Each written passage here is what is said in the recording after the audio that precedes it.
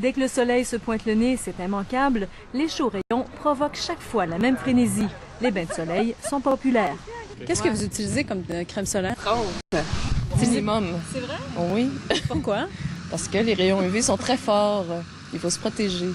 C'est la folie du côté des crèmes solaires. On retrouve désormais sur les tablettes des facteurs de protection solaire pouvant atteindre 70, 85 et même fracasser la barre du 100, un produit disponible pour le moment chez nos voisins du Sud. On peut dire qu'il y a une inflation des FPS et malheureusement, ça peut donner aux gens un faux sentiment de sécurité.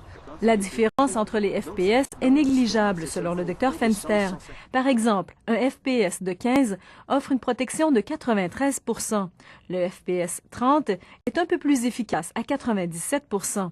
Et une crème solaire dont le FPS est de 100 n'offre que 2 points de plus, soit 99 % de protection.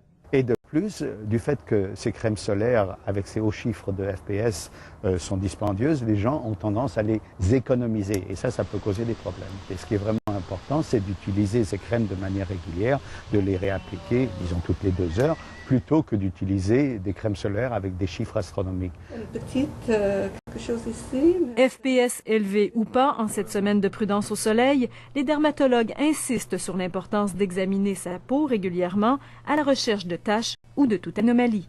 Si c'est quelque chose de précancérigène ou cancérigène, bien, on le fait enlever, on peut avoir une guérison de 100 %. Le problème est que si on laisse une telle tache s'agrandir, ça peut s'approfondir et avoir des conséquences allant jusqu'au décès.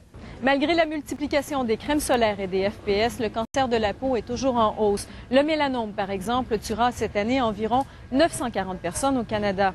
La recommandation numéro 1 des experts est toujours de mise, s'exposer le moins possible au soleil.